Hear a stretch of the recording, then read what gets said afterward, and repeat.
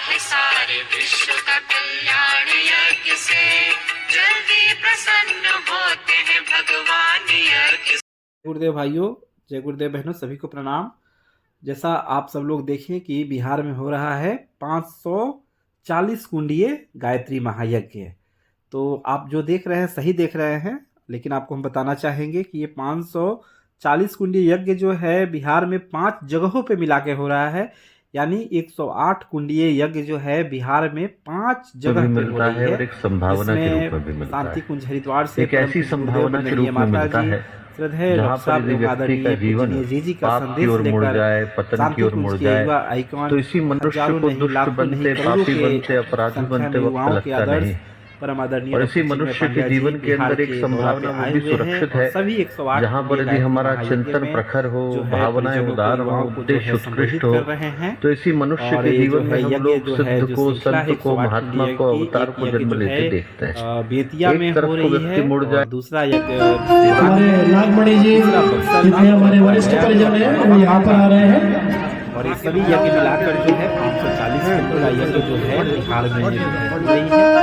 और ये सभी अलग क्षेत्रों में आज के इस पावन दिवस पर परम सम्मानित डॉक्टर साहब देवी स्थापना का पावन चित्र और मां गंगा का पावन जल यहाँ पर आपके इस 108 कुंडी महायज्ञ के शुभ अवसर पर बोले परम पूज्य गुरुदेव की परम वंदनीय माता जी की, गायत्री माता की, युगाधिपति महाकाल की और श्री नागमणि जी और उनकी पूरी टीम यहाँ पर युवा प्रकोष्ठ की ओर से परम हमारे डॉक्टर साहब का सम्मान कर रहे हैं। मोमेंटो के द्वारा ये विदाई नहीं है। जो परम पूज्य गुरुदेव वंदनीय माता जी का पावन संदेश, श्रद्धा जी, श्रद्धेय डॉक्टर साहब का आशीर्वाद, परम आदरणीय भैया के श्रीमुख से आप श्रवण करेंगे। उसके लिए आप पूरी तरह एकाग्रचित्त हो जाएं, सभी बैठ जाएं और अपने मोबाइल का इस्तेमाल करना बंद कर दें। मोबाइल से ध्यान हटा लीजिए, मोबाइल रख लीजिए, ध्यान से सुने। एक भी शब्द अगर आपके जीवन में उतर जाए, एक वाक्य, तो जीवन बदल जाएगा। आपके जीवन की समस्या का समाधान आपको मिलेगा, आपके जीवन में उत्कृष्टता आएगी। तो आप सभी से प्रार्थना, आप प्लीज सभी एकाग्रचित्त होकर परम आदरणीय भैया जी के उस अमृत वचन को, गुरुदेव माता जी के आशीर्वाद को सुने। आदरणीय भैया से करबद्ध प्रार्थना, वे सभी को प्रकट करें अमृत वचन। बहुत धन्यवाद भाई साहब।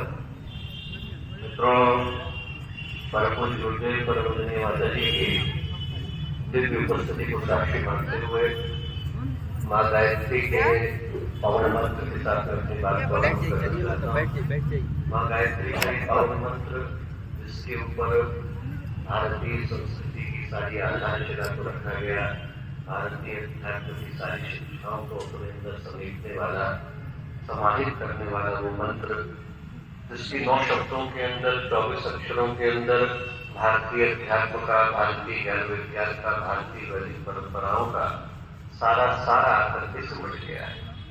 जब आचार्य शंकर ने शारीरिक भाष्य के अंदर माँ गायत्री के विषय में देखा कि यही कहा मंत्र गायत्री सावित्री सर्ववेद सारम गायत्री, वो माँ गायत्री है जिनके अंदर वेदों की सारी शिक्षाएं आकर के केंद्रित हो गई।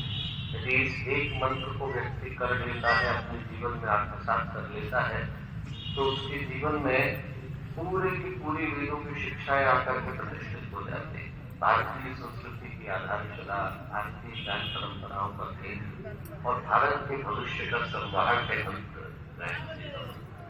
जब हम लोग यज्ञ के इस पावन अवसर पर स्वाहा बोलते हैं, आहुतियां देते हैं, तो स्वाहा बोलते समय में भी हमारे हृदय से यही भावना निकलती है। स्वाहा कहा तो स्वाहा कहने के पीछे का उद्देश्य क्या है? शुभ वाक आहत्य, परमात्मा से प्रार्थना करते हैं कि मैं पूरा का पूरा यहाँ आकर के उपस्थित हुआ, कोई मुझे जबरदस्ती लेकर के नहीं आया है, तमेकम शरणम त्वमेकम वरण्यम। अब आज के बाद ये जीवन आप ही की इच्छा से, आप ही की आज्ञा से, आप ही के संकेत से, आप ही के आकर के चलने वाला है। वो जो स्वाहा का भाव है वो अपने आप को समर्पित कर देने का भाव। ईश्वर के आगे, परमात्मा के आगे, देव शक्तियों के आगे आज जब देव पूजन का क्रम है, तो इस भाव के साथ अपने आप को समर्पित करते हैं कि हमारे जीवन में उस सौभाग्य की संरचना हो सके, जिस सौभाग्य को प्राप्त कर लेने के बाद मनुष्य अपने जीवन के अंतिम शिखर को स्पर्श करके आता है। स्वाहा, अपने आप को समर्पित कर देने का भाव। एक नेत्रहीन व्यक्ति की कथा आती, जगन्नाथपुरी के मंदिर के अंदर रोज भक्ति बना करके दर्शन करने के लिए जाता। भगवान देखते नहीं थे, सबकी पंक्ति में लगता, लोगों के दुखों को सहन करता, लोगों की चोटें लगती, उन सारी चीजों को सहन करके पंक्ति में लगकर, उस पंक्ति में लगता जो जगन्नाथपुरी की परिक्रमा के लिए जा रही थी। उसको पुजारी रोकते, पुजारी ने एक दिन रोक लिया, रोक करके उससे कहा कि भैया तुम क्यों आते हो, तुम्हें तो भगवान दिखाई नहीं पड़ते हैं। वो बोला मुझे भगवान दिखाई नहीं पड़ते हैं, पर भगवान को मैं तो दिखाई पड़ता हूँ। मैं यहाँ पर उनकी हाजिरी लेने के लिए नहीं आता हूँ, अपनी देने के लिए आता हूँ। जो गायत्री मंत्र का भाव है, स्वाहा का भाव है, वो इसी भाव को लेकर के आया कि परमात्मा कण कण के अंदर संव्याप्त है। हमारी हाजिरी को, हमारी उपस्थिति को लेने के लिए उन्हें किसी कक्ष की आवश्यकता नहीं, पूरा संसार ही उन्हीं का है। हमारे प्रत्येक धर्म के गवाह, हमारे हर भावना के साक्षी वो परमात्मा। इस भाव के साथ कि हमारे जीवन में शुभ मंगल और कल्याण का भाव प्रशस्त हो सके, जीवन अच्छे कर्म की ओर मुड़ सके, अच्छी भावनाओं को धारण कर सके, इस भाव के साथ हम लोग माँ गायत्री के सौर मंत्र को कहते हैं। एक बार स्थिर चित्त शांत मन के साथ उस शक्ति का आवाहन करते हैं जिनको हमने सद्ज्ञान की, सद्भाव की, सत्कर्म की और सत्प्रवृत्ति की देवी कहकर के पुकारा। माँ गायत्री का पावन मंत्र एक बार साथ साथ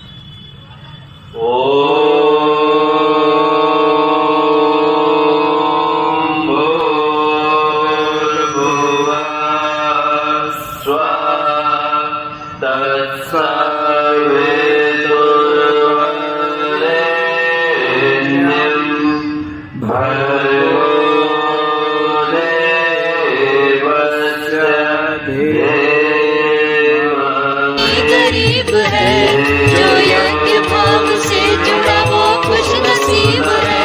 शैतानियत से यज्ञ ही सबको बचा रहा, इंसान में देवत्व की गरिमा जगा रहा।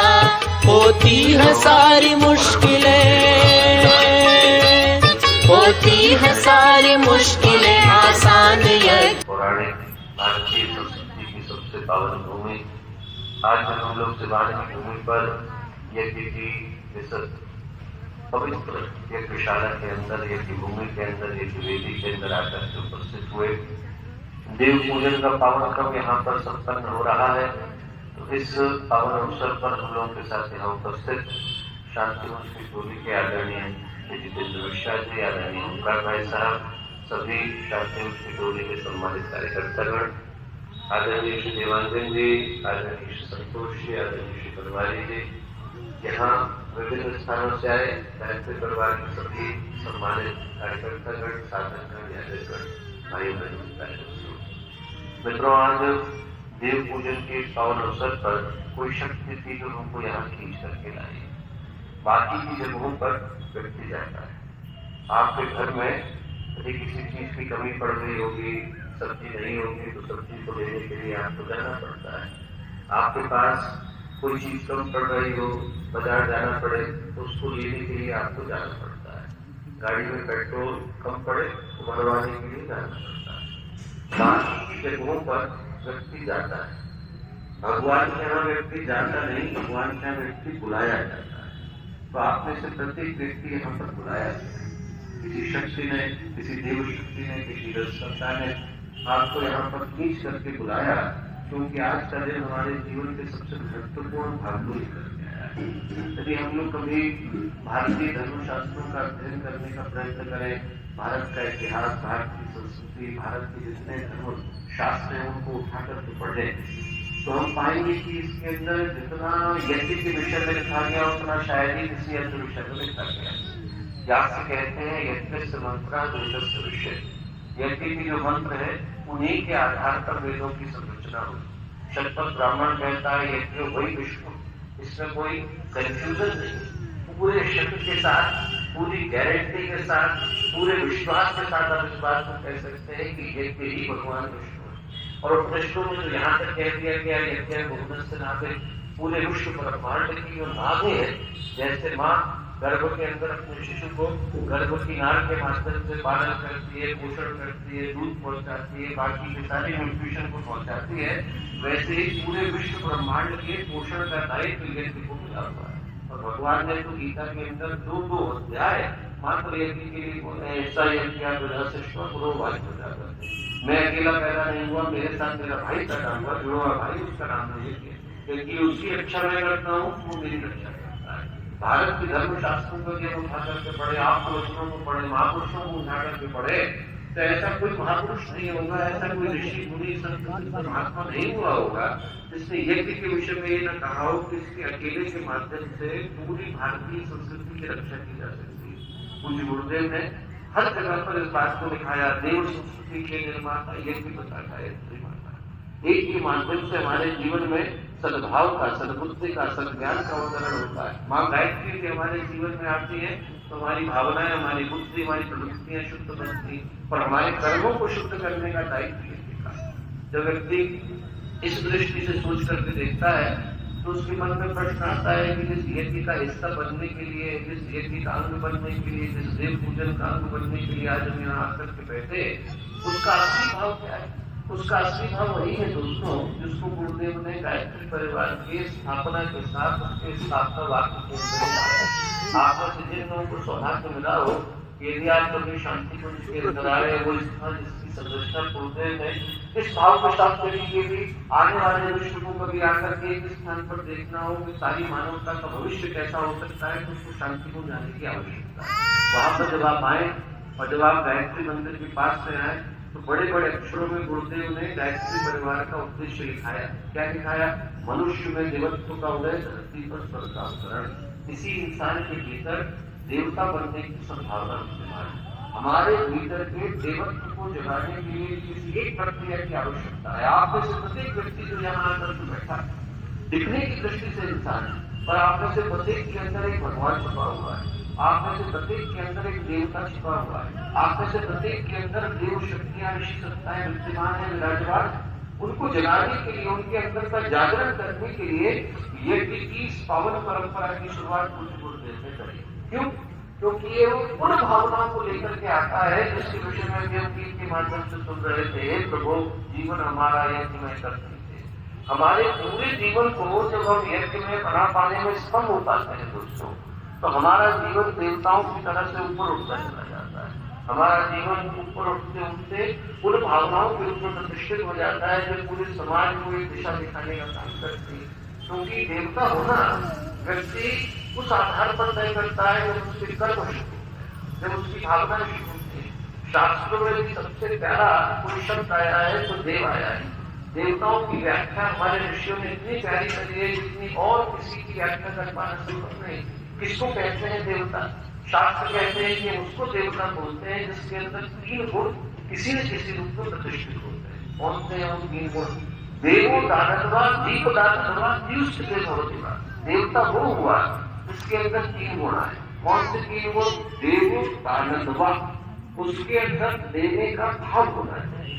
जिसके अंदर भी देने का भाव आया, देने की शक्ति, देने की सामर्थ्य, देने की क्षमता अनेकों के पास होती है, पर देने वाले कम होते हैं, देने की भावना कम के पास होती है।